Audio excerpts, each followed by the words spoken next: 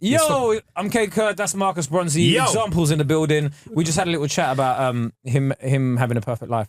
But it didn't record. Yeah. He's got this. Do you know what? People didn't realise the kerfuffle that just happened. Should we just say, I'm sweating, bruv, because everything that could have gone wrong today has gone wrong. Yeah, but you know what? We're all here. We're happy. We're alive. We're all alive. Bruv, you got a glow, you know. Sorry, I just got to jump around that example. You fucking glowing, bruv. Look at this guy, man. Yeah. Got the bonsai glow. Bonsai? I think it's Bondi. Bondi glow, even. Bonsai's a small tree. I've got to set the levels because this show's called Ain't Got a Clue. That's what it is in my ignorance. But welcome to the show, though, bruv. Thanks for having me, But I was finally. saying, you've got like the perfect life. So you're here for like 30 days a year, and then you fuck off and live in the sunshine. Yeah, Sweet. so I live in Brisbane, which is where my kids go to school. My kids are 8 and 5, 2 little boys. They go to school there. It's great because I've got a nice big house in Brisbane. Like, to give you an idea, Brisbane's like, it's like everyone knows Sydney and Melbourne. It's like white person's Dubai. Yeah. Sydney and Melbourne are they're not a bit behind England, but there's a bit more culture, a bit more of a mix. There's a bit more art, a bit more That fashion. means there's like one museum. Yeah, but Brisbane is a very safe, sleepy place to live. You know, it's a really beautiful city, fully functioning city, loads of fun things to do, but there's no traffic, and you can always get a parking space, and everyone's very friendly. Yeah, that sounds perfect. I miss the culture of England. I miss the sense of humour. I miss like the music and the art and the fashion and just like. How long before you're here though, where you go, fuck this? How long does it take you like to get like when you're here usually and 3 go, or 4 weeks. Yeah. Like when I'm in England, in London, when I'm in London, UK, whatever, in like between June and September, UK summer is the best place to be in the world, I reckon. Like Really? whether it's like pubs and parks or barbecues or backs at festivals or just go around and sit in someone's garden and whatever and like play some music. It's just there's Whatever nothing. means do drugs, by the way. Yeah. There's nothing like it. There's nothing quite like it. Yeah. Whereas England, London in the cold. Yeah. Yeah, in the cold, it's fucking... Bruv, you know what I don't like about it in the One cold, of the worst places in the world. Well, yeah, bruv. It's horrible. In the sun, it's fucking fantastic, London, yeah. But when it's flipping shit weather, bruv, I feel like it's one of the most depressing places to be. But in Australia, it's just hot all the time, innit? It's just nice all the time. Yeah, right? I mean, Melbourne gets a bit cold because you've got that southern Arctic, that pressure coming up. So how cold is the cold, though? like when you say it Melbourne, you could be wearing a t-shirt during the day, like 30 degrees, and there's 2 degrees at night. It's a bit mad. All right, that's but cold. Brisbane's, the lowest it gets in Brisbane's maybe like 18. And then from like November till March is pretty much like 27, 28 every day. Yeah. Do you miss anything in the UK, like food-wise and stuff? Like, because You can't get a good curry in Oz anywhere, really. Really? Nah, you can't for some reason. I don't know why. Like they do have like Indian people there and Bangladeshi people and Sri Lankan people and Pakistani people there, but you just don't really get any good curry for some reason. I don't know. I don't even know what an Australian dish is. Like, what's one of their like, this is Australia's got a big like Greek and Italian community, so like they'd probably claim a Greek or Italian dish maybe as a national thing. The pavlova for some reason. Pavlova? Yeah, pavlova, the Russian ballet dancer. She went to Australia and did a tour, and some famous chefs made the pavlova, and Australians claim that. Naturalova? Naturalova, yeah, that's all over. Do they have good curry when the cricket comes along? No, you don't. Seriously, like all the Asians, I think, who moved to Australia didn't bring their grandma's recipes with them. Yeah. And I'm really disappointed in them. So the first thing I usually do when I come back here is get a good curry in. Really? Yeah, because it's one of the main things you miss. What's the spot? Do you have a spot you like to go to, little Brick Lane vibes or? There's always some spots down Brick Lane, but I don't really, because I live in Fulham, I don't really go east He looked much. at me once and was like, yeah, you know the best place to get kebab kid. Yeah, And I you know was just back, Yeah, man. Yeah, bruv. You know, I was like, are you not telling the innit? Middle Eastern guy? Yeah. Yeah. Yeah, kebab. I went there. I was like, this ain't all that. Like, I was like, I can find 10 places better than this, bro. Have you been to Snook? Mate, there's a picture of Jamie Oliver in the window, though. Oh, wow. And Jamie Oliver says it's the best shawarma. Tubbsy and Hyder basically said, fuck that guy. Really? Yeah, like with their chest. Like, with their chest. We didn't even unpack that because me and Kate heard that and we're like, whoa. Yeah, they were Back just off like, a little no, bit, yeah. fuck that guy, bro. Yeah, That's yeah. why all his restaurants are closed down. He's only got one left. And we were like, okay. Wow. Yeah. Shots fired. He But done they were a lot. like, they said Did Ramsey, Jamie though. Oliver hear it? Did he get I sent mean, the I clip? we're waiting for the return. I'll innit? be real with you. I don't think Jamie Oliver listens to this podcast, bro. That's a shame. I'm going to see him at the big festival. I'm playing his festival, so I'll be sure to tell him that so your bridges with the him. Tubbsy and Hyder are not fans. And maybe it'll rock him for the day and ruin his But weekend. they're massive fans of Gordon Ramsay, though. Okay. Apparently, Gordon Ramsay's like, you know, they could call him uncle because they said that he's Zoo's made uncle Big now. Zoo's uncle, isn't it? But yeah, he's Big Zoo's uncle now. Do you mentor anyone like that? We've already covered so much in like 4 minutes. Yeah, does anybody call you like their uncle? Do you mentor any UK artists, or do you think they're all shit? Because I know that. That is a loaded question, Kae. There's a lot of shit about. Thank God someone said it. I mean, look, I don't really care how people like judge my music or whatever. I'm still here. I've been doing this 16, 17 years, so fuck you. All of you. Yeah, so when we're looking I might not be a better rapper or a better singer or a better producer, but I write really good songs, and I'm definitely a better performer than most people. Yeah. When you started, I remember you as like on the Game I've got Over. this really cocky energy from him, by the way. I love it. I like when people talk their shit. All right. Do you know why? As long as we edit this nicely, so I don't come across like a... You absolutely have no risk of coming across like a prick when you're in a room with me and Kae. Okay. Yeah, you're absolutely fine, bro. I just want to say you could bring your most obnoxious self to the party. Everyone will be like, quite a pleasant guy, you know? Yeah. Because we'll amp up our prickiness. Okay. I'm really happy to be here. No, Kae, we're toning it down right now. I'm really happy to be here. Yeah. And in this stage of my career, genuinely. What, just here? Just in this place, in this room with you guys. No, like I was at Glastonbury the weekend, at Isle of Wight the weekend before, and talk your shit. Come on. And the tents were packed, but not only packed, people couldn't get in for like almost like miles around. So, and I'm like, I'm doing something right. You know, I'm. There's a lot of people. I watched most of the highlights of Glastonbury. Like, I just skipped through all the big acts. Everyone, no one's got any chat. No one's got any stage presence. No one's got any energy. Everyone's just like the Arctic Monkeys are there, just like. And he's one of the best songwriters of the last 20, 30 years. They're a really tight band, musicians. But they're just like, but you know what? I'm not happy to be here. I can't wait to go home. And then in between songs, all right, guys, we having a good time. Oh, I'm so unhappy to be here. But I feel like nowadays, though, if enjoy your job. Yeah, I feel like nowadays, if someone's just got like a little bit of personality, people are like, "Oh my god, ain't they mad?" And it's like that with Fucking hell, I tell you what, I saw them eating a Twix the other day, bro. Fucking hell, mental, bro. And they only ate one finger and get rid of the rest. Mental. It's around all like and saying like Jack Grealish. Everyone's like, "Fucking hell, we need a boy," and you're like. Bro, all footballers in the 90s were like that. Exactly. Yeah.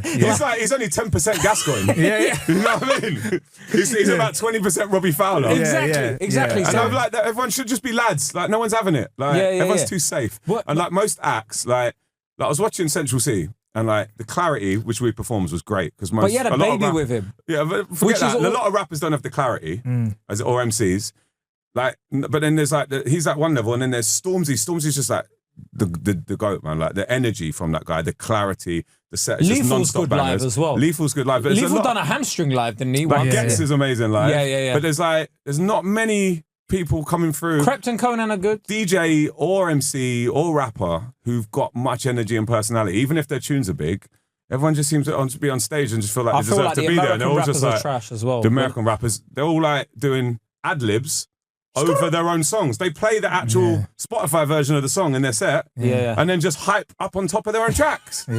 And then just jump around on one foot. Like, that's not performing. Back in my day, we used to do proper performing. We used to take our tops off and jump into the crowd. And also, cough medicine is not a drug. Like, get some proper drugs in, you Americans. Cough medicine is not a drug. When you don't have healthcare, though, that is a drug, isn't it? Yo, you got some Calpol. Imagine that. People Calpol's clapping. nice, though. Calpol's Cavonia. Calpol's nice. But you know when your mum will give you the real Calpol, the orange one? Come on, bruv. That was live. I'd bang Calpol now, you know. If there wasn't. Should we bang some now before the next show? Now, Calpol doesn't come in a bottle anymore. You've got to mix it with brandy, though, or otherwise it's pointless. No, but Calpol now comes in like these little. Slizzerb. Yeah, but it comes in like, you have like, what's it called? Like little sachets. Yeah. What's the point of that? I gotta be honest, I've not had Calpol for a few years. No, someone told me about it. Oh, yeah. Probably because you're not 8. Yeah. It's all right, though. Kae's mate told him about it. But bruv, you like, what's nice is that you're so excited about festival season because you just kind of quickly Someone has to be. skip past it. Because we're not going. But we are. I'll work it, but I ain't going to crowd. My best part about Glastonbury is watching it on TV and going, fucking hell, they must stink. Yeah. They do. Do you get a warmth off the crowd when you're on stage? A whiff. Oh yeah, A you whiff. get a little bit of depending on the day that you're in. Like I've been Glastonbury 9 times. I've played 12 sets over 9 visits. Nice. And Talk your the shit. first 3 times that I've been there, it was raining and it stank. Yeah. Like I stank, everyone stank. It was grim. Just couldn't wait to get Do you out of take there. shit trainers with you? Yeah, of course. Yeah. Like, and it's always funny watching roadmen arrive, like when it's muddy. And just like, and they got the plastic, the Waitrose bags over the front, and they're just sliding all over the gap. Like, no, man, fuck this place, man. But like, Glastonbury in the mud is one of the worst places in the world. Glastonbury with sun is one of the most magical places in the world. So basically, but I reckon the best thing, I always say, like I said this to my girlfriend when she'd never been, and I took her, I said, remember I said this, the best thing about Glastonbury is leaving. Yeah. And we were there from midday until like 11 p.m. And then as we left, she was just like, I'm so glad we're leaving. But Like, get to what a you warm basically shower, said, sleep yeah. in your own bed. What you basically said was Coachella's better. Glastonbury is Coachella's full of American twats though, isn't it? Yeah, but imagine Coachella with a British crowd. That would be sick. So that's Although, do you Glastonbury in know sun. the problem with Coachella? They have drinking areas. So you got to like back down your drink in like the little picket fenced area. Everyone's just like there, like having selfies, like, "Hey, where's the glass? Where's the Coachella?" And then they go to walk, and they're like, "We're just gonna go and watch Jack Harlow." And then someone's like, "Hey, finish your drinks." And, "Oh, sorry." And there's about like 80 white chicks just going clack, clack, clack, clack, clack, down in their drinks. I didn't know that. And then you have to walk over, and there's like maybe 50,000 people watching the headliner. Not a drink in sight. That is a better recipe for So they're all disaster though, battered, because they're banging drinks. Like they'll be like, "I'll have one more before I go." So And there's then by the time you get to the alcohol stage, you're British, fucked. but Yeah. I think that's better because in British culture, like you just see someone dash something up in the sky and you're like, "Is that piss? Is that piss?" I would probably bet 9 times out of 10 that's not beer, innit? Yeah. So it's always a bit like, what do you do? And then when you see like in the mud when they get like guys sliding around and you're like, I don't know how much MDMA you are on. Yeah. They're But usually tomorrow- ex-military though, isn't it? Yeah. Tomorrow that is gonna feel like Mad, rough, innit? innit? Like, Yeah, he's yeah. like someone's gonna have the footage of you sliding through the mud, like I listening don't to get it, C6 man. Steve. Like and if I get mud on me by accident, you're like, all right, whatever. You know, if you're muddy trained, but then like to actively pursue mud. I feel like you grew up around ethnic minorities. Yeah, I did. I went to school in Wandsworth, so Yeah, there you go. yeah. So I've got that attitude to yeah. it. So you're still like, okay, guys, are we using toilet paper? Yeah.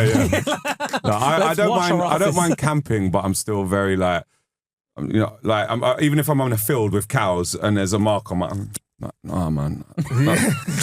You know, because of the culture I grew up in, the people I went to school with.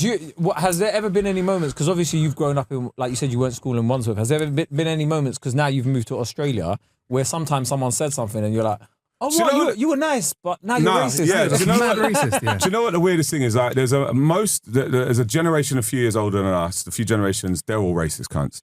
Most of them. But the generation like my age, like I'm 41. Yeah. Most of the mums I meet at school, and most of them are just ignorant. They haven't grown up or interacted with many black people or Asian people. Yeah. And they don't really ask them about their culture. They don't know much about them. So, okay, they can do better. They should ask more questions and then try and meet more people. But the main thing is like you'll be at a school pickup and they'll be like, "Oh, you have to be so careful what you say about Black Lives Matter, don't you?" And I'm just like, "No, you don't." Yeah. And they're like, "Elliot, I know you're from London and you know more black people than us, but you have to be so careful." I was like, "No, you don't have to be careful. Just be fucking aware of your white privilege and just like learn and educate yourselves." And they're like, "Yeah, but just everything's a minefield, isn't it?" And you're like, "No." And like you just pass on really simple lessons all the time. Everything's a Mate, minefield. no, like I remember there was one. So this That's is one of spoken like a country that's never been to like, war. if anyone was to say anything in my house, homophobic, sexist, racist, whatever, they'd just be out my house anyway. Yeah. Like, even though I was a family member, I've always had a view on that since I was you know, in my 20s. You start to become aware of people around you that are maybe a bit unsavoury, and everyone's got them in all your families. You know what I mean? So have And you met like- Lawrence Fox?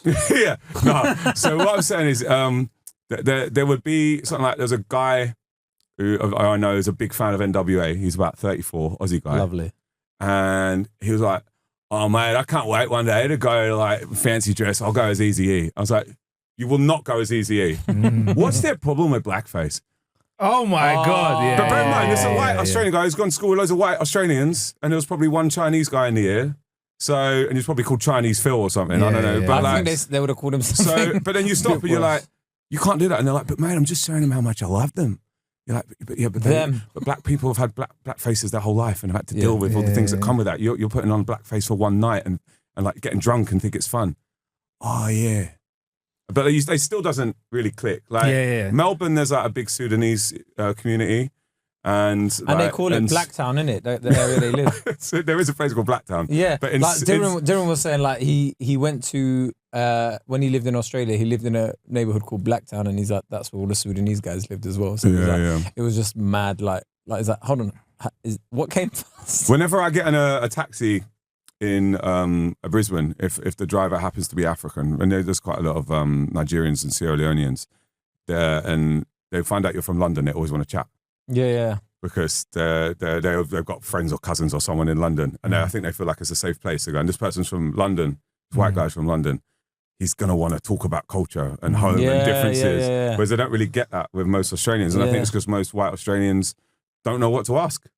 Or they see there's a black driver and they're like, "Hey mate, how's it going? Hot, isn't it?" You know, because it's not their fault. You know, it's just it's changing though. It's just weird that it's like, it's the ideal place to raise kids for me. Like outdoor lifestyle, like barbecues and football and beaches and climbing trees. Well, obviously I'll prevent them because I'm their dad, and I'll educate them. But like, I look at the school and I'm like, it's a beautiful school, but it's like 96% white, and it's just the complete opposite of my school, where it was like probably a third white, third black, third Asian, or whatever. You know what I mean? So it's just very different. I'm very conscious of that. I'm like, when I know by the time I have kids, I'm going to be in a lot more of a successful position than my parents were, relatively.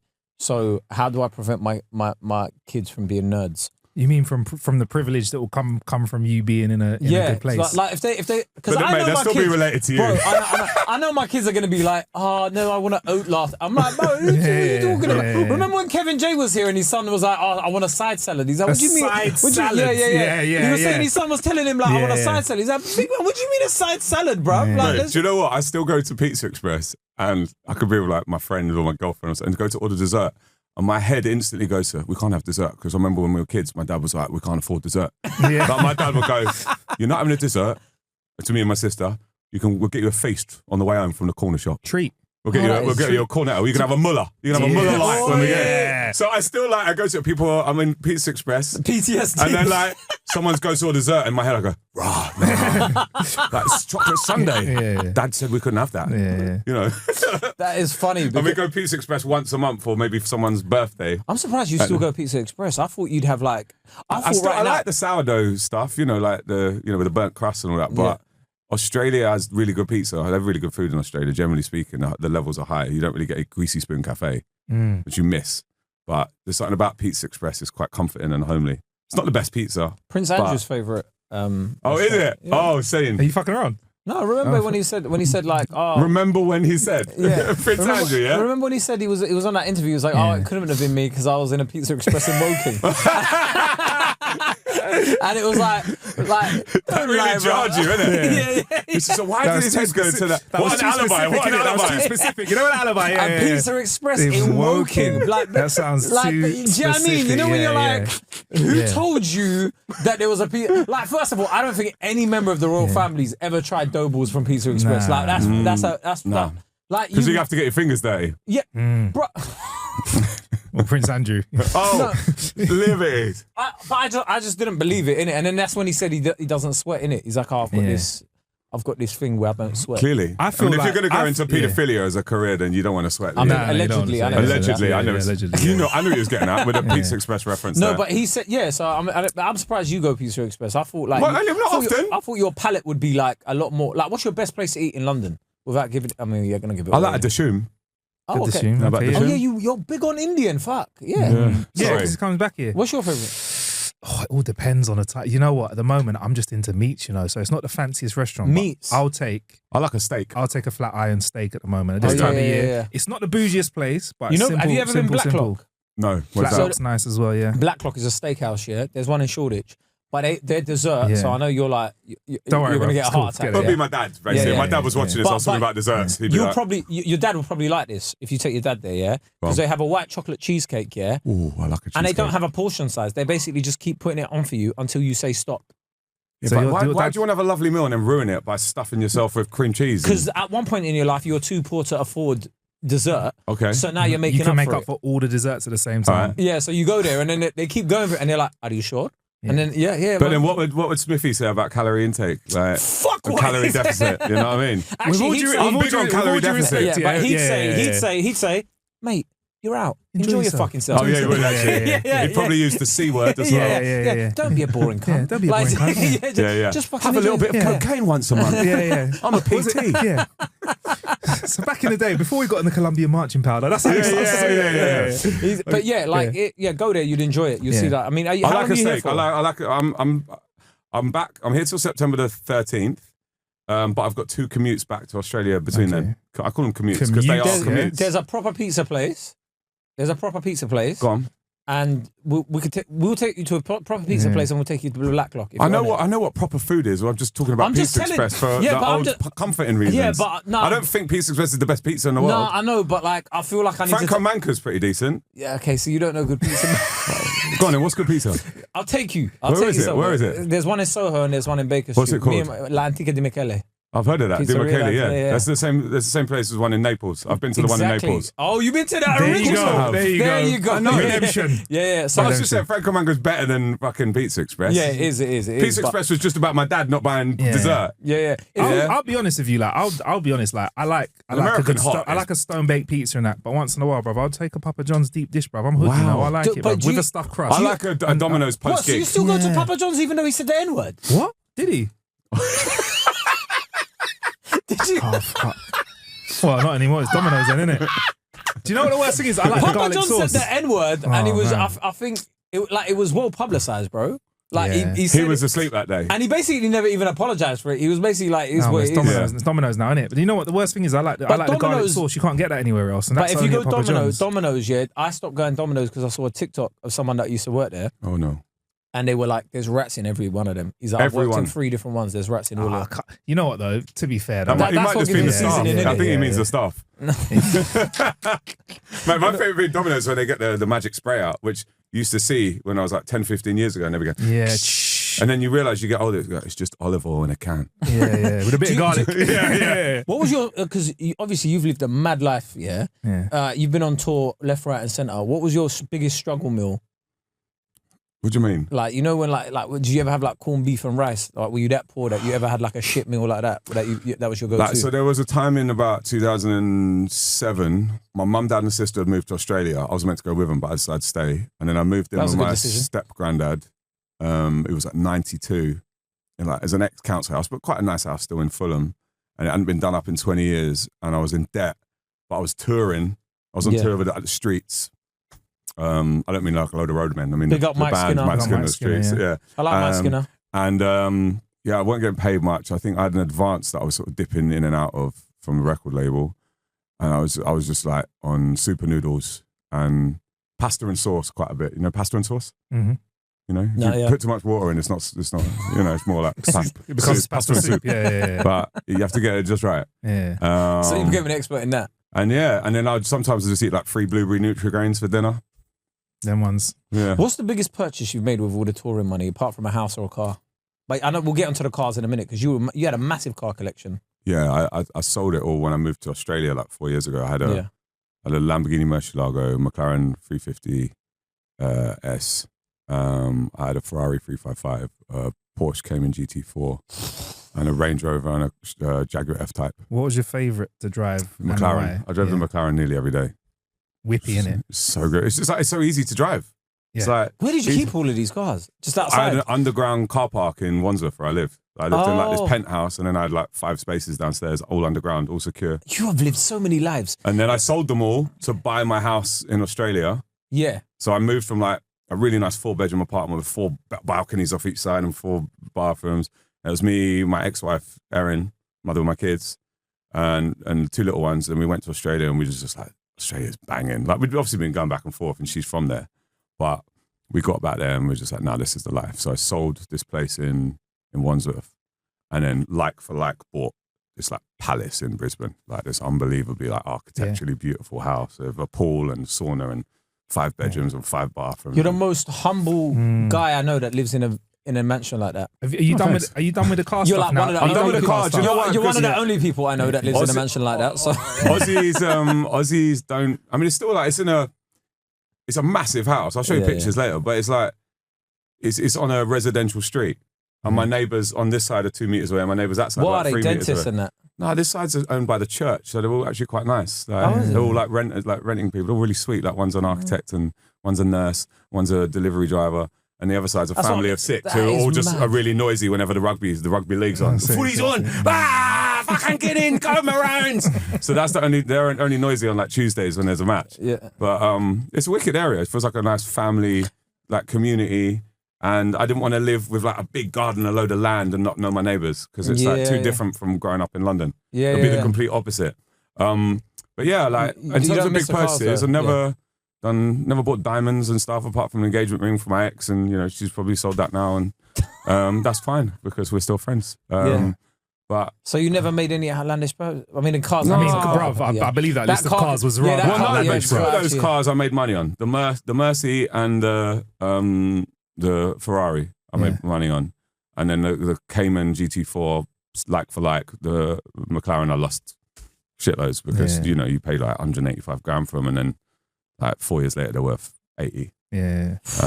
But then I had a Range Rover deal and a Jaguar deal, so I used to get a free Range Rover and a free Jaguar, which was nice. Just like dailies. But no, I've never bought anything stupid, really. My dad would say that some of the art collection I've bought, but most of my art's like, some of it's like gone up like 10 times. So you just got like a Rembrandt just chilling. No, not a Rembrandt. I've got a nice David Bailey of Mick Jagger, like David Bailey, the photographer from Bethnal Green, who shot all the Cray twins and all that, and the Jack Nicholson, everyone in the swinging 60s. I've got a Mick Jagger one of his, which has just gone up crazy money, which I've got in storage. Like, he said that quick. It's not in the house right now, guys. But no, like that's the sort of thing you could, like loads of people are a bit funny about art, but I think the best way to think about it is just buy what you like, and whether it's like $1,000 or $100,000 or whatever, the first time you dip your toes into art is like, oh my God, I'm buying a piece of paper. Like for that amount of money, it feels different to buying a watch or is that your hobby now? Yeah, I've got like about 40 pieces of art now, which is like I'll sell them one day and that'll be my retirement. Or if there was an emergency, or if there was I get cancer, I need to spend a meal on your children treatment, need to go uni or my children need to go uni, or I need to buy my kids a house, or like if there's apocalypse, I need to get on a private jet to go and get on Noah's Ark in Finland. Do you know what I mean? You seen that film? He knows something we don't know, innit? Because he's like, I like art. Check if he was on the flight log. Art's just like, if you get the right art, it's a currency. Yeah. You know what I mean? And like, where everyone gets hyped about Bitcoin and shit like that, you buy the right piece of art, it's never going to go down. It always will only go up. Like Jay-Z, he raps about it and talks about his interviews where he's like, he buys a Basquiat for like $1 million, and then a few years later it's worth $2 million, and a few years later it's worth $4 million, and now it's worth $8 million. If you buy a Basquiat or a Warhol or the right print or the right artist or Damien Hirst, even if it's one of 500, you spend 40 bags on it. A few years it'll be worth 80 bags. So you've been very sensible throughout your whole career. Like, where did that come from? I've done some stupid things. Like I've had fun and splashed. Like I've only been on a private jet. I know it sounds stupid, but I'm saying compared to my peer group, maybe no, but that's what I mean. Like 15 times, and that would have been. And I'm bearing in mind I've done like 1,400 gigs. Yeah. There's a lot of people who get private jets between every gig. Yeah, and like they're getting maybe 60, 70 bags for the gig, and then they're spending 15, 20 on the jet. I've only done it when I've had to do 2 gigs within a day, and the only way to get there was on a jet. So those, to me, sometimes even when you pay them like 15, 20 grand to fly 2 hours, in my mind I'm like, this is really annoying because it's like not how I treat money and like carbon footprints. But if you're on stage at 2 p.m. in Milton Keynes and 8 p.m. in Switzerland, you ain't going via Luton or Stansted, you know what I mean? Yeah. And you've got 10 people in the band, so you've got to get the jet. But there's too many people who are just like, new kettle every week, like jet. But that's what like, I mean, like renting houses. But like, I've been very, because yeah. I'm always very like curious, because the amount of people that you started off with, they've come and gone. You've seen them come and go, and they look like they were like if you looked at their watch or if you looked at what they were driving or whatever, you'd have thought, oh my God, they're making so much money. But you're still here, living life, performing, and like some of those people, they're like they're dead and gone. I think like a lot of it comes with attitude. You know, staying humble, but also staying hungry, keeping yourself in good shape. And like, you know, I love being on stage. There's some people like, don't like being on stage, don't like being on tour, and that's fine. Some people just lose it in terms of how to write a song. Like some songs of mine are hit and miss, but the main thing is I make music for me and for my fans. I don't make music for radio. I don't make music for Spotify. If I can imagine performing it at Glastonbury and I can imagine 5,000-10,000 people singing it back to me, that's all I care about. You know what I mean? Is that how you stay enjoying these gigs? Because you just mentioned you did 1,400 gigs, and you mentioned it about Glastonbury. There's certain artists that I've seen, and I've been disappointed because I can tell they don't want to be there anymore. There's loads of reasons behind it. Yeah. Like we've seen some of the best. But also, like, you got to appreciate the mental health that comes with dealing with fame and being in front of people. I love being in front of people. Put me in front of 100,000 people. Yeah, I love it. Put me in front of 100 people in a pub. I love it. And there's like, I remember when I used to be really close to like Plan B. Because me, Plan B, and Professor Green were like the white boy rappers all around the same time. And, you know, mine was a bit more electronic music, and Plan B was a bit more like doing his soul thing and indie thing, and then Pro Green was obviously a bit more the battle rapping world and a bit more edgy and street and more punchlines. But we were all really good mates, and like we used to hang out every now and again. And I always remember, you know, like we all were dealing with fame, and we were in a different way. We all had different approaches to drugs and alcohol, like, you know, be it weed or cocaine or MDMA. We all had like slightly different upbringings, but that's a perfect example of like, you know, Plan B loved being in the studio. Like he would live in the studio. He'd be there for like a week or two. Wow. And he'd be in there from like midday, and he'd work till 2 a.m. And he'd by the end of it, he'd have 40 songs, and they'd all be amazing. Wow. And like, but you probably knew that most of them weren't ever going to come out because the record label ain't going to release like 4 albums in a year. Yeah. But he just loved being in the studio. And then I remember him sort of like, oh, you got to go on tour now. He'd be like, oh, fuck, I don't really like. Whereas I just wanted to be in the studio for an hour, write a hook, write a verse, or maybe 2 hours tops. Get me the fuck out of the studio. I want to go Pizza Express. I can't wait to get Pizza Express, no dessert. Yeah. And then I just couldn't wait to get on tour and perform. Are you still like that now? No, it's different now because every time I'm away, predominantly my gigs are in Europe. 90% of my income is Europe, and 90% of that's probably UK, Ireland. So every time I'm here, it means I'm away from my kids. So I just have to come over, back to the UK for 3-4 weeks, go back to UK, Oz for 10 days, see my kids, come back here for 2 weeks, go back to Oz for 7 days. Do you ever keep in contact with Pro Green? I chat with Pro quite a bit. I mean, like I bump into Plan B every now and again because my manager was like, he looked after him. He was like, he guided him. He was like his sort of father figure, and like gave him his first publishing deal for songwriting. So Pro Green feels like my brother. Like I might not see him for a few years. Every time I see him, like we've never fallen out. I'm probably one of the only people Steven's never fallen out with. Do you know what I find fun? Like, because if you look back at, like, that's one guy, who looks completely different to when he started. When he first started, he looked like he was damn near homeless. And like now, he's like he looks like he should be made in Chelsea. No, Steven had a tough upbringing, man. Yeah. Like I don't think he had any dental care most of his life. And then like, but when I met him, his teeth were in every direction. And then he went and had all his teeth done when he signed for the major label. But I honestly, he's one of the best rappers we've ever had in the UK. Like, you genuinely think that? Like he's so clever. Not even some of his hits. Because he started battle rapping, innit? That's how he started. I think there's very few rappers who would come up against him and win in a battle because he's just like, he's too quick. He's almost like a stand-up, the way that he reacts to a heckler. Yeah. But you ever tried stand-up?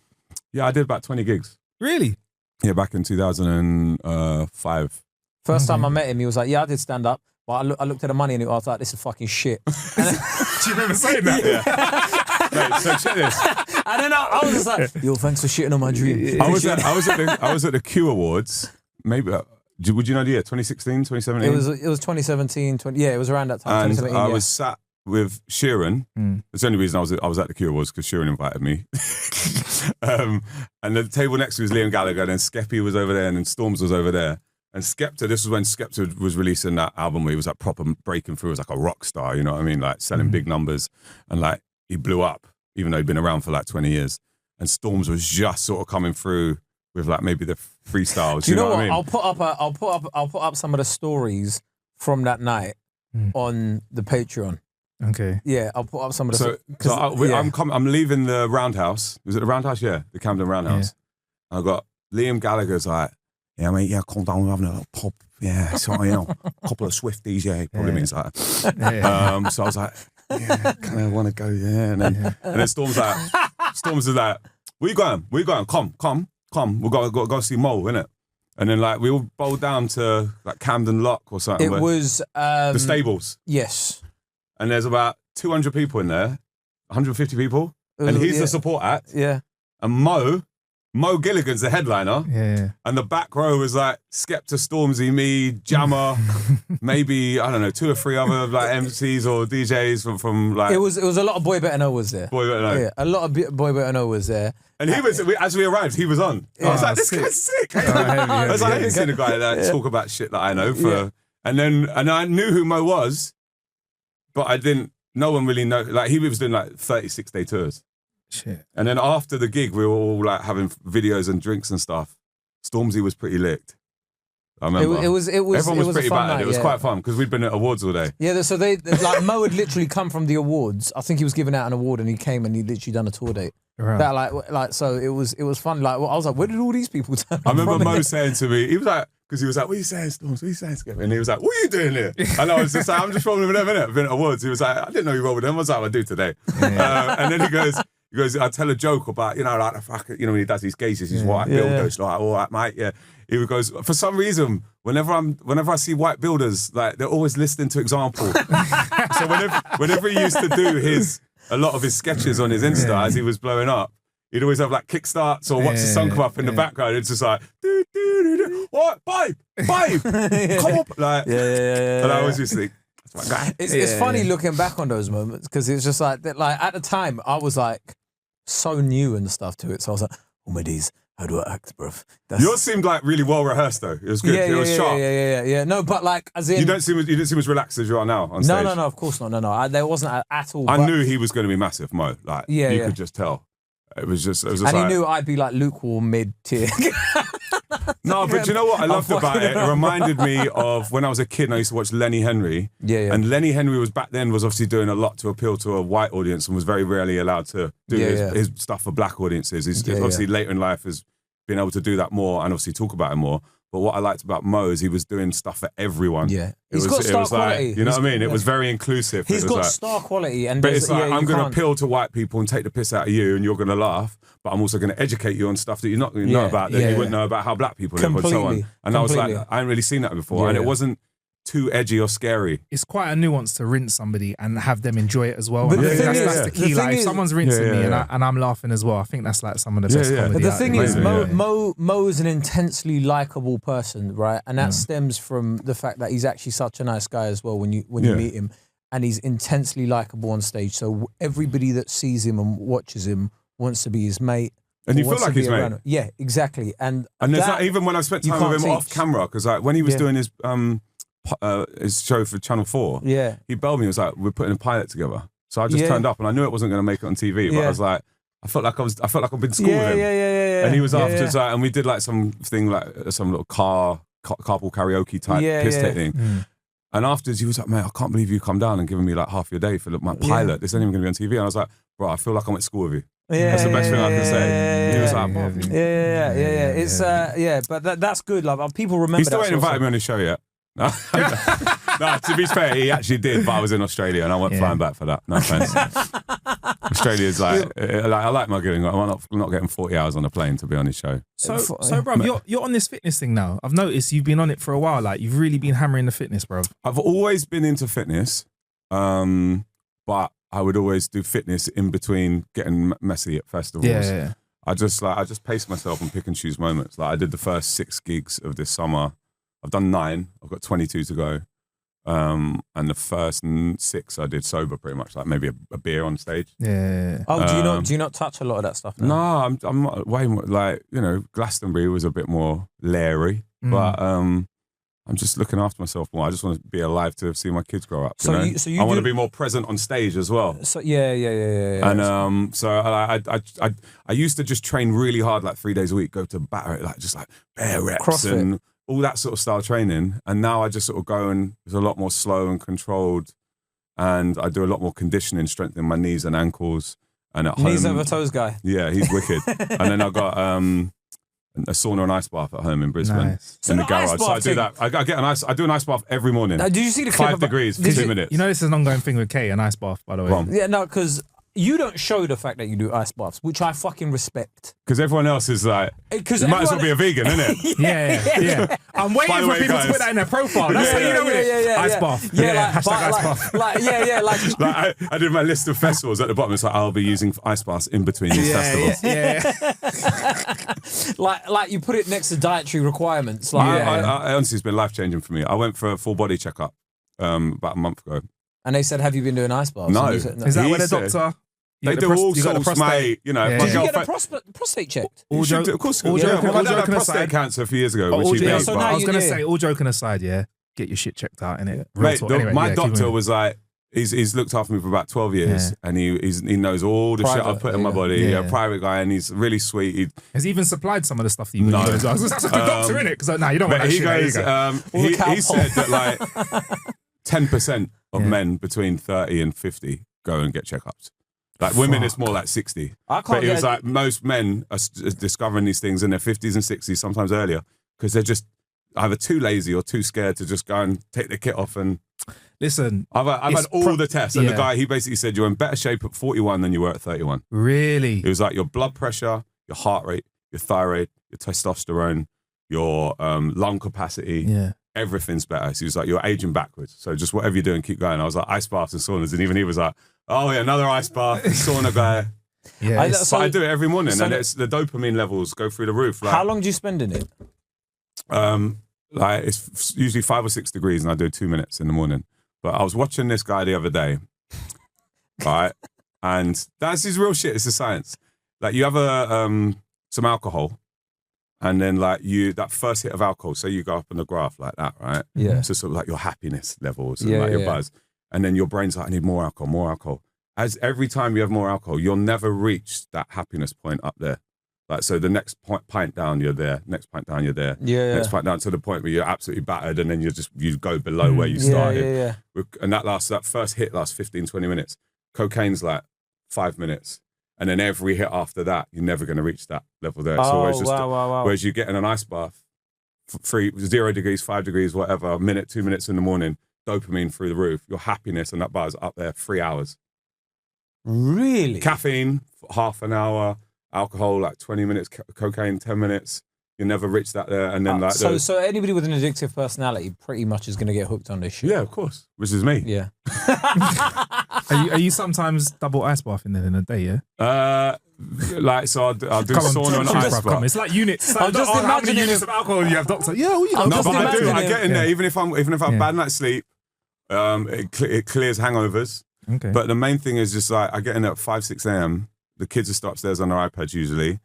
And then I get out, and then I am buzzing for 3 hours. I don't think about coffee. I don't think about what's ahead, like, or any form of like depression or worry, anxiety. Completely gone. I'm imagining him in like on tour, like in Newcastle or something, just going like, itching. What's the matter? Like, I need a fucking ice bath. I put the shower in the coldest setting. It just wasn't cold enough yet. It's not cold enough, bruv. I had a cold shower. You do know after about a week of doing them like maybe 3 or 4 times, you'll notice. How long do you stay in there for? Just like a minute or 2. But then in the evenings on a recovery day, not a day I've trained, I do like 6, 7 minutes sauna, 1 minute ice bath, 6, 7 minutes sauna, 1 minute ice bath. Like he's in and out. They do that in a lot of Eastern European countries. Actually, they'll like go roll in the snow. But that's easier. But that's easier. Like I went to a spa where they had like a snow. They're called room. Russian banya. Yeah, Russian banya, Okay. and they batter you with leaves or branches. That's a Yeah, I bit saw of me. that That on a- sounds right, Get yeah. over it, kill you now. I saw that in a Reggie Yates documentary, like where they were like proper battering him with a thing, and he was just like, "Oh, you do this like for fun, like kind of thing." But anyway, it was mad. We got some questions that we asked the Patreon to ask you. Yeah. Right. So, are you up for that? Yeah, well, we've got time. I guess we've got another 5, 10 minutes or Yeah, something. a little bit of time. I've got to go Right, do 3 cool. other podcasts after this, haven't I? Really? Oh, thanks, man. Right. No, this is the only podcast this month, actually. That's my favourite. So this is from, they've asked to stay anonymous, but it's not even a cheeky question. Okay. Which artist have you worked with in the past that you had a preconception about which was completely turned on its head when you actually worked with them? I wrote a song with Robbie Williams about 6 years ago. That must have been a wild studio session. Yeah, there was so there's a guy called Johnny McDade who's in Snow Patrol, and he co-writes a lot of Ed Sheeran's biggest hits. And I met Johnny maybe 10 years ago. I actually introduced him to Ed. I'm sure Ed would have met him anyway. I'm not taking credit. Maybe I am. And he's this lovely guy from Northern Ireland, and he really quite intense in the studio, the songwriting. I get there. Yes. What do you really mean by that lyric, though? You know, and then like, is that a good way to say that?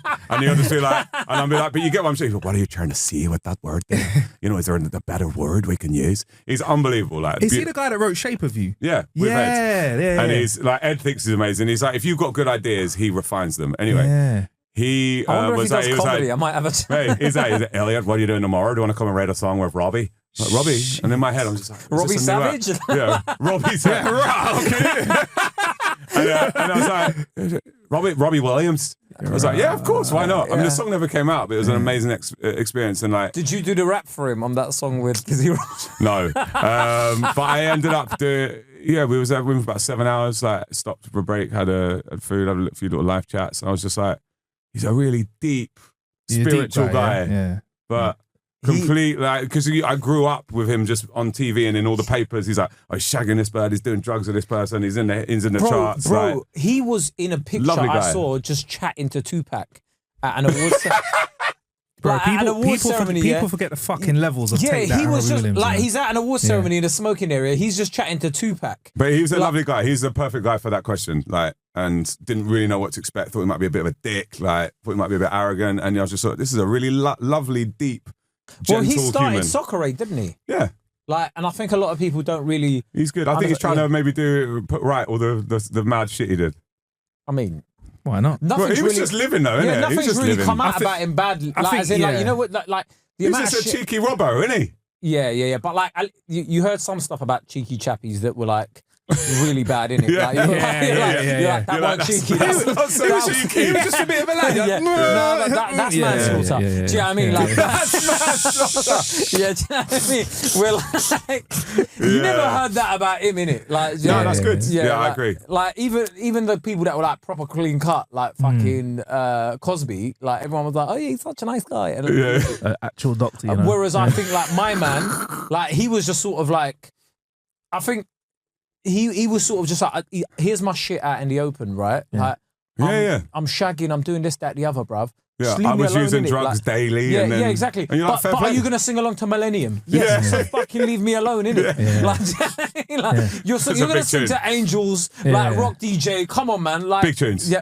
Bro, Let me entertain you. But, Hey, big rhythm. this guy, yeah, if he put all of his songs on FIFA, I'm listening to it, bro. I agree. Like, Bro, now he wrote songs for FIFA, didn't he? Yeah, bro, yeah, like, yeah. all of them songs, yeah. Like anybody that says they don't listen to like, and his videos were fucking amazing, bro. Videos, What was the yeah. one where like it turned into like muscle, like and Rock skeleton? DJ. Rock DJ, where he fucking takes off With his them clothes peeling and off peels his skin. Incredible. And there's just like 40 pengers surrounding him. Just like, yeah.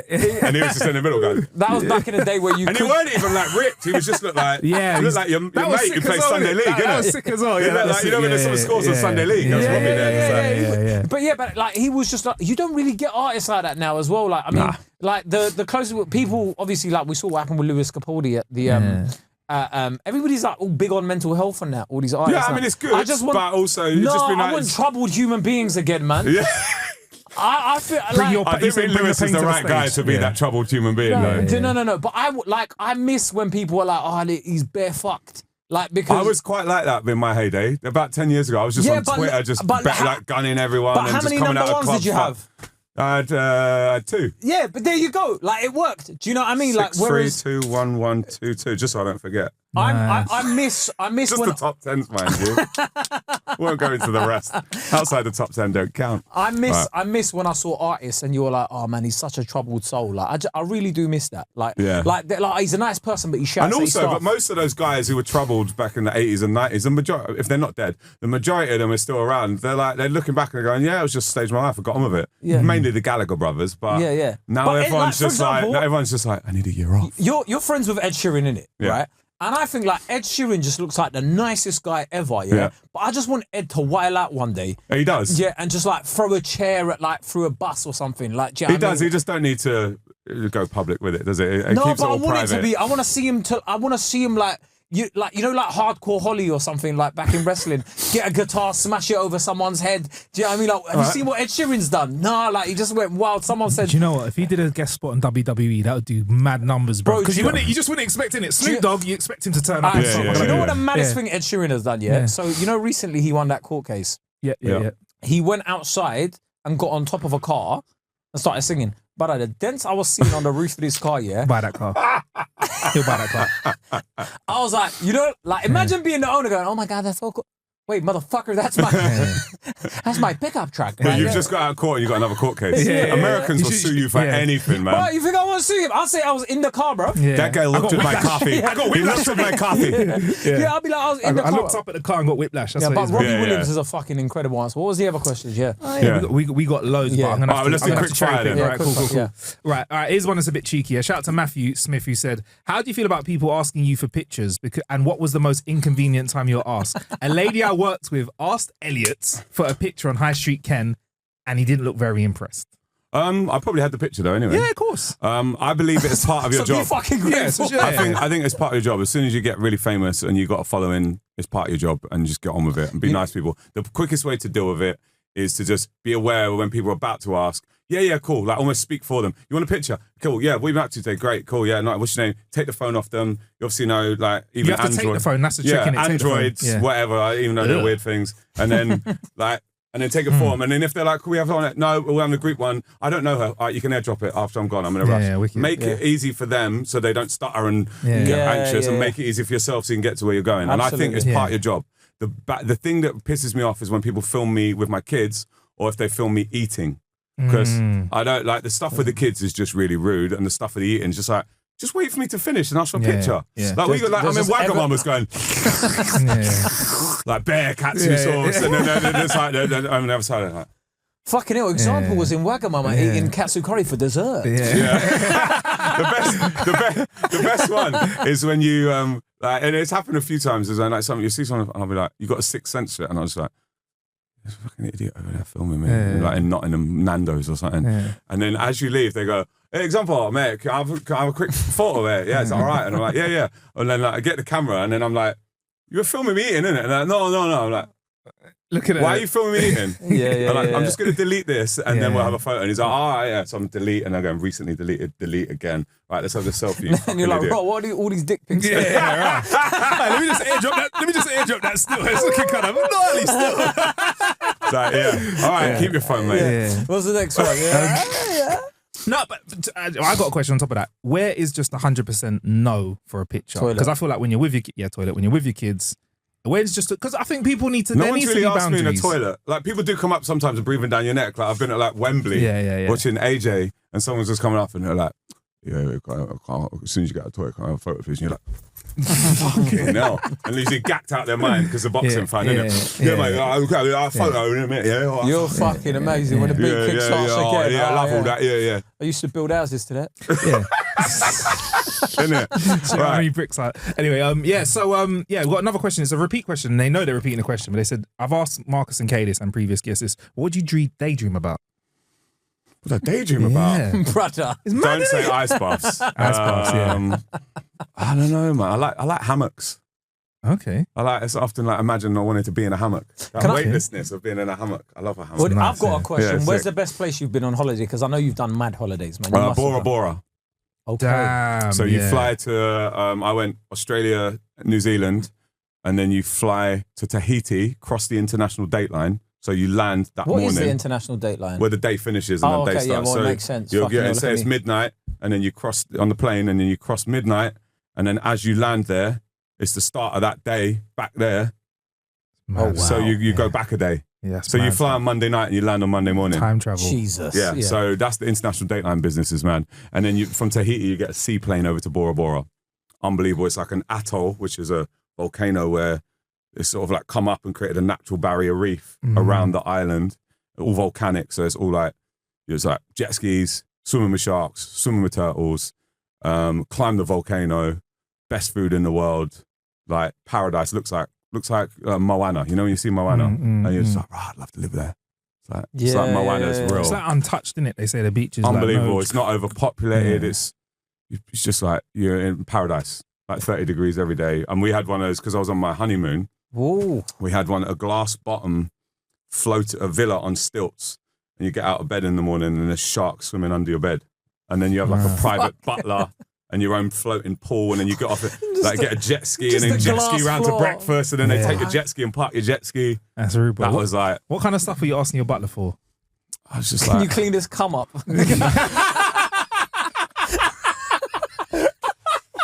I can't see the sharks on the floor. That's the soundbite, Sword. That's the soundbite. That's our collaborative post, Sword. Do you know what's great, yeah? Fucking hell. Do you know what's great? Didn't deny it. Nah, I was too shocked. I just can't see these turtles. I tell you what, whatever you put on the windows.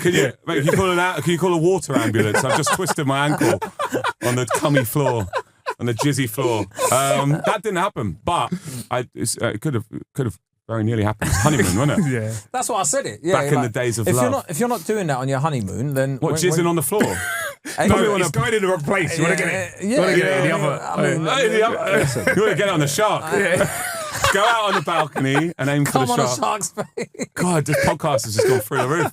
Fucking hell, mate. Have you ever cummed on a shark? Came. I think it's called came on a shark. I think it's cummed on a squirrel, but came on a shark. Okay, fair enough. I was swimming with these sharks. Why? Like, because the locals were all telling me it was safe. The locals are all like Polynesians, French Polynesians. So they look a bit like The Rock. The Rock, yeah, exactly. Or Moana, but like a real person. Yeah. She's a cartoon, I think. Yeah. And The Rock plays her dad, isn't it? You've got to be careful now what you call them. You don't want to call them a cartoon now. But yeah, that was magical. And then like the guy was snorkeling, the guy was like, I can't remember his accent because I love accents, but I can't remember the accent, so I won't do it. He was like, swim down and touch the shark. And it was like a 7-foot reef shark and a lemon shark. And I was swimming, I was taking a deep breath. And then you have to blow out your nose so you don't get the pressure on your head. This is so funny because I can hold my breath for about a minute. And I'm down there and like the sharks just swimming in and out of you and like touching their tails. It was like... Touching their tails? Yeah. What did the shark feel like? Like really firm leather. And if you rub it the wrong way, it'll slice your hand open. Because it's like loads of the shark skin looks like millions of mini teeth. So if you pat it that way, it's like, Louis Vuitton luggage. Yeah, wow. If you go that way, it's like drapes. Fuck, you know. Really? Yeah. It's how they turn. That's how they turn quick, isn't it? That's crazy because the last episode on the Patreon, I was talking about how I don't fuck with the water and the ocean. I like. Have you ever been going on a submarine? I've been a submarine in the Caribbean, like one of the mini ones. But I've done scuba diving, and I've been in a cage with great whites in South Africa when I did some gigs there. So like these sort of like 5 meter long. Was this before you had kids? Yeah. I don't know if I do it now. Yeah, that's what I'm saying. Yeah. Were they like putting chum in the water to fuck with the sharks? I agree, chum. No, they jizz in the water and the sharks. I got my butler to do it. But on a real, I went to the Maldives, or as the Australians call it, the Maldives. Fuck off, Australians. And we went swimming with hammerhead sharks. Like on the seabed. And the thing they say is when you're on the surface, that's when you're most likely to get attacked by like a tiger shark or bull shark, great whites. Most other sharks don't really attack humans. And if you're down underwater on the same level as them, they just come and, more like little Labradors, they just come and hang out. You've got to be on their level. When you're on the top, you're like, penguin, sea lion, bosh, bang. Yeah. When you're on the seabed, they're like, you know what? I'm happy. Friends. I'm happy. Friends. I'm happy you've experienced that because I'm not. I've swum with 8 different types of sharks. All right, Attenborough. Attenborough, 98 years old in with the sharks. Like, this one here. Yeah, you've fucked 8 different types of sharks. People would have stopped at 1. You were like, nah, bro. Fuck it, let's do a lot. I want to see all the races of sharks. Yeah. All the races of sharks. Yeah, I miss the culture in London, so I'll just swap it for sharks. Yeah. Just like, It's just white people in Brisbane, so I've got 8 different types of sharks though. The mum cooks are really nice. The biryani. The hammerheads are the ones you want to look out for. They give you a bit of air, bro. Yeah. Fucking hell. I miss Caribbean food so much. I swim with hammerhead sharks. Yeah. I think that's get a decent curry here.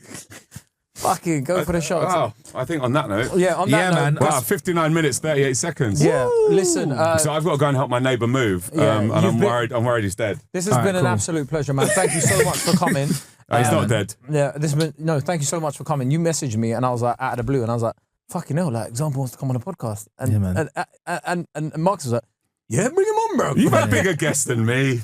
And last time we did a podcast, he didn't even post it. You know, probably technical issues, isn't it? Nah, it was at a time when things were a little. There was a lot of tension in it, and I remember real talk. You was getting some aggro online, and then I sat down and I was like, you know what? Probably best. It was a Was good that when you said the podcast. No, racist it was a great. Yeah, Huh? oh, bro. Fuck off. He went off. No. It was at Don't time. get into No, that. you know what, Sexist bro? No, I stuff, want to no, know because I want to say, bro. Like example example's not was racist, right. we're No, he's joking, riding yeah. for us, bro. And he was saying some real stuff. But at the time, he was getting shit. And then I sat down and I spoke with a couple of good friends. And I was like, do you know what? I don't think not we should worth put this it. guy. Yeah, man, bro. No, For I you, appreciate because it. a lot of people. Well, There's a just lot of winds people podcasters up even more. It just there's- causes more. And there's a lot chat. of podcasters out there that will just put shit out that you say or anyone says without any regard because they want No, I fucking appreciate numbers. it. But Same. man, like, listen, I've It got was you, like, bro. no, but it Because was, you like, got it us was as well, bro. It was that shit with Wiley talking about anti-Semitism. Yeah. And I can't remember exactly what was said. Let's but I not was, get into it. No, it was but deep at the what time. it was deep is at I the time. spent probably the best part of 3 months just like backing black people, Yeah. but more so just educating white people. And most of my Yeah. followers, obviously, That was the it, majority yeah. were white. And then I think I was just like, it's a real shame that no one prominent in the grime community has come out to like either defend Jewish people or call out Wiley.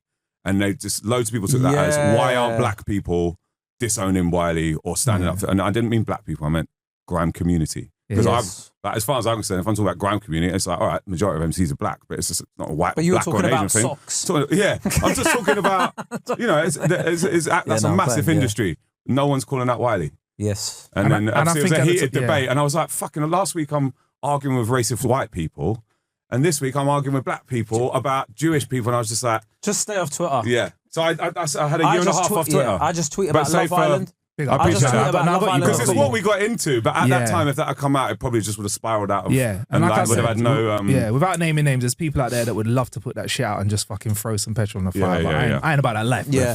No, but But honestly, anyway, man, it's should we been keep those other bits in it? You Yeah, also yeah, cut out yeah. though. Fucking put those out as well. Yeah. all the stuff about sharks and that. Listen, it's been an absolute pleasure.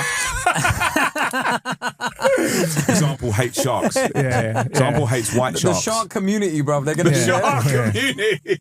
They're gonna be there for you. Stop example coming on us. No, there you go. yeah. But no, honestly, man, it's been a pleasure. You've always Same. been very supportive. I genuinely mean this. Like, it's wonderful to see somebody with your level of success that stays so grounded. Thanks, man. Like, even though you've been to like Bora Bora, you still like come back to the ends, and I respect that. Safe, Like, so yeah, man. it's wonderful. Just be a Bora good Bora human, to innit? Pizza Just be a Express. good human. It's not hard. Where can people find you? You've got a show in February, don't you? I've got a UK tour, which is being announced in August, when we're doing 17 gigs. Where do we get tickets for that? It will just be through my website. Example. example.com, yeah. Or just follow me on @example, innit? Yeah. Try this for example.com. Yeah. You know, it's clever, innit? Nice. And then if you look on my page, I've got another 20 festivals for the rest of the summer. What's your favourite one coming up? I think Creamfields is going to be good fun. Just Didn't because they the already have crowd are one? always loose. No, there's Creamfields South in Essex. And then the main Creamfields is up in the Wirral. The between OG one. Yeah, OG yeah, one. yeah, like, yeah. sell out every year. Wirral. I'm playing Wirral, yeah. The Right, Wirral. thanks, Wirral. yeah. Yeah, More yeah, accent. yeah, So yeah, fucking yeah. rules. I'm So going to be fucking rules playing over there. the main stage in Creamfields this year for the first time in 11 years.